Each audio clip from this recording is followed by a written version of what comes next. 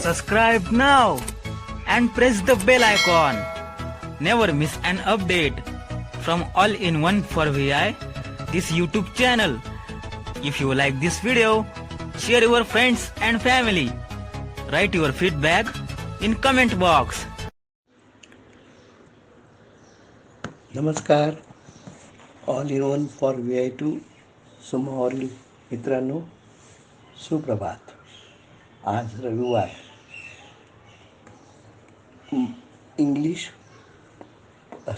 इंग्रजी पाठ क्रमांक 14. Good morning. Today the Sunday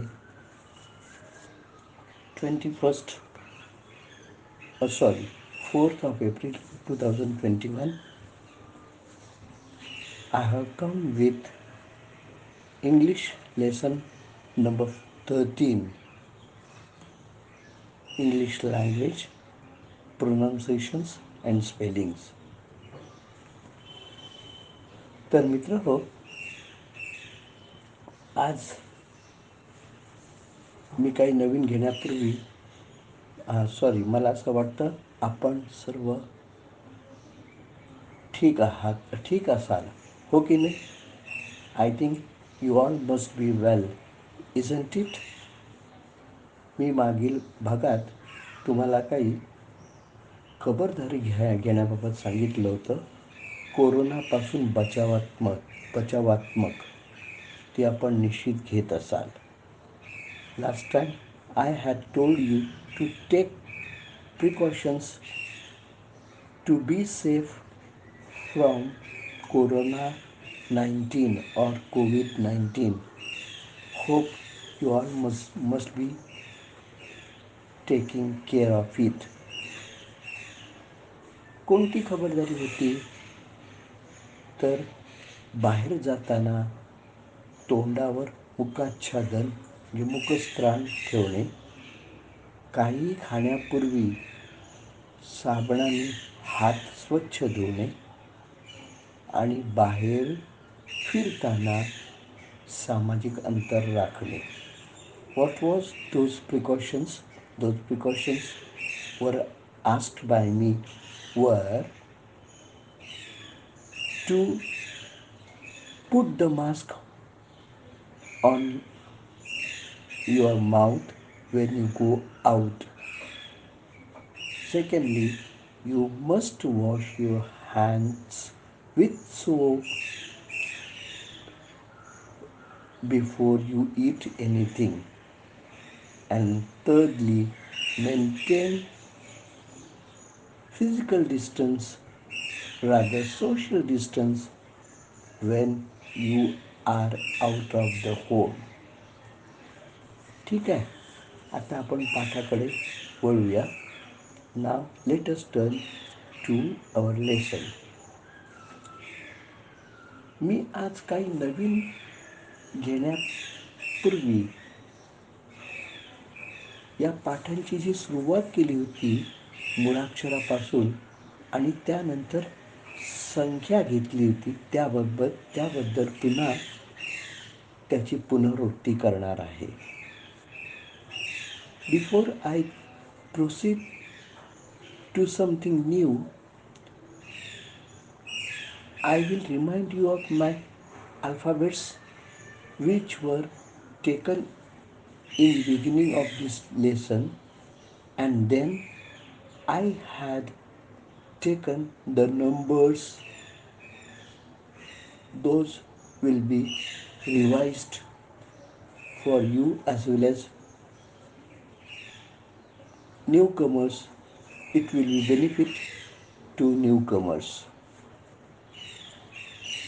आता अल्फाबेट्स ALPHABETS अल्फाबेट्स म्हणजे मुळाक्षरं. ही मी मागील भागात तुम्हाला सांगितले, ऐकून दाखवली. त्याचं उच्चारण कसं करायचं हेही सांगितलं आहे आणि हे तुमच्या लक्षात आलेलं असेल. नवीन सदस्यांनी त्याची नोंद घेतली असेल. About alphabets, what does the alphabet mean? मुळाक्षर. And I already pronounced those as to make you pronounce similarly. And you all of you know it, but the newcomer also must have taken the note of it. आता मी A to Z मुळाक्षरं घेतली होती. आता 1 ते 100 संख्या घेणार आहे. Numbers, NUMBERS, numbers म्हणजे संख्या. तर 1 ONE 1, TWO 2, THREE 3, FOUR 4, FIVE 5, SIX 6, SEVEN 7, EIGHT 8, NINE 9, TEN 10. आता माझा उद्देश लक्षात घ्या. मी ज्याप्रमाणे स्पेलिंग सांगितली तुम्हाला, उच्चार केला, त्याचप्रमाणे तुमच्या सर्वांचे उच्चार आलेले पाहिजेत. तुम्हा लोकांना माहिती आहे, पण जे नवीन जॉईन झालेत त्यांनी याची नोंद घ्यायची आहे. आता 10 झाले. बाकी 11, ELEVEN 11, 11, TWELVE 12, 12, THIRTEEN 13, 13, FOURTEEN 14, 14, FIFTEEN 15, 15, SIXTEEN 16, 16, SEVENTEEN 17, 17, EIGHTEEN 18, 18, NINETEEN 19, 19, आणि 20, TWENTY 20 म्हणजे 20. आता हे 20 संख्या झाल्यानंतर बाकी 21, 22 सेपरेट घ्यायची गरज नाही. 20, 30, 40 घेतो म्हणजे मधले तुम्हाला ते समजेल. 30, 30, THIRTY 30, 40, 40, FORTY 40, 40, 50, 50, FIFTY 50, 50, 60, 60, SIXTY 60, 60, 70, 70, SEVENTY 70, 70, 80, 80, EIGHTY 80, 80, 90, NINETY 90, 90, 100, HUNDRED 100, 100,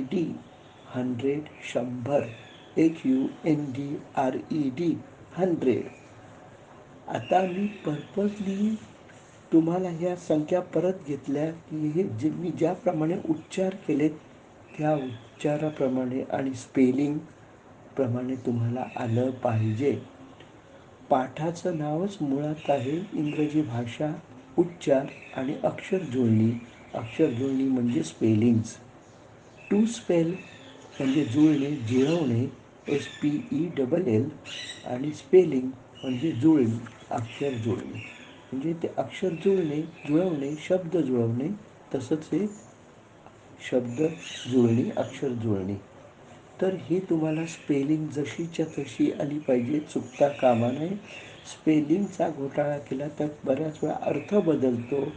म्हणजे हे लक्षात ठेवा, अर्थ बदलतो, शब्द बदलतो, म्हणून स्पेलिंग पक्की पाहिजे, आपल्याला पाठ पाहिजे. ठीक आहे. आता मी आज 4चा पाढा घेणार आहे. हे पाढे पण मी तुमच्या सोयीसाठी, उच्चारासाठी तुमच्या जिभेला वळण लागावं म्हणून मी घेतो आहे. तर मी आज 4चा मागील भागात घेतलेला आहे मी. आता 5चा पाढा घेणार आहे. 5, टेबल ऑफ 5, टेबल ऑफ 5, 5 1 5, 5 एके 5, 5 टू जा 10, 5 दुणे 10, 5 थ्री जा 15, 5 त्रिक 15, 5 फोर जा 20, 5 चोक 20, 5 फाईव्ह जा 25, 5 5 पाचे 25, 5 सिक्स जा 30, 5 सके 30, 5 सेवन जा 35, 5 सते 35, 5 एट जा 40, 5 चे 40, 5 नाईन जा 45, 5 नवा 45, 5 टेन जा 50, 5 दहा 50, 5 11 जा 55, 5 अकरे 55, 5 12 जा 60, 5 बारे 60.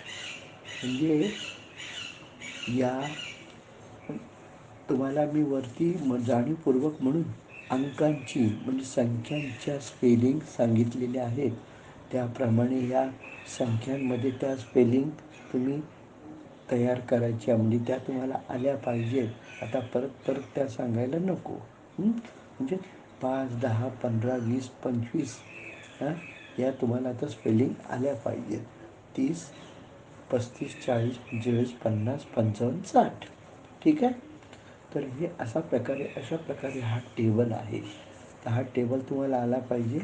कारण मी आता काही दिवसात हा तुमचा पाया पक्का झाला असं समजून मी वी विल स्पीक इंग्लिश, आम्ही इंग्रजी बोलू या नावाने पाठ घ्यायला सुरुवात करणार आहे. आलं का लक्षात?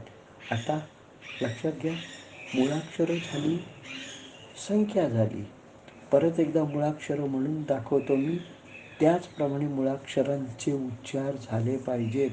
प्रोनाऊन्सिएशन्स PROUN प्रोनाउन PRONOUNCIATIONS प्रोनाऊन्सिएशन्स म्हणजे उच्चार. PRONOUNCIATIONS प्रोनाऊन्सिएशन्स. स्पेलिंग लक्षात आली पाहिजे, उच्चार तसेच झाले पाहिजे. मी पुन्हा एकदा आपल्या स्मरणासाठी मुळाक्षरं म्हणून दाखवतो आणि त्याचप्रमाणे सगळ्यांनी मुळाक्षरं उच्चारायची आहेत. ABCDEFGHIJKLMNOPQRSTUV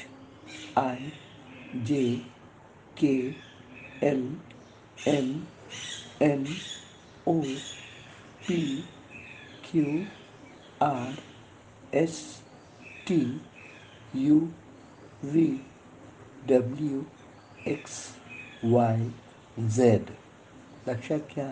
म्हणजे FLMNS असे उच्चार होता कामा नये. माझ्यासारखेच तुमचे उच्चार झाले पाहिजे. तुम्हाला इंग्रजी माझ्यापेक्षा चांगलं आणि जास्त आलं पाहिजे. त्यासाठी तुम्ही मेहनत घ्या. मी जे शिकवतो ते शिका, ते लक्षात घ्या आणि अधिकचा अभ्यास करा. तुमचं इंग्रजी निश्चित माझ्यापेक्षा अधिक चांगलं होईल. मी असाच आता पाठ घेता घेता जुनी उजळणी पण घेत जाणार आहे, जेणेकरून जे नवीन आलेले आहेत त्यांना त्याचा उपयोग होईल. Every lesson I will revise the earlier thing so as to learn the new comer. ठीक आहे. तर आजपुरतं इथेच थांबू. पुढील भागात मी आणखी नवीन घेईन. धन्यवाद.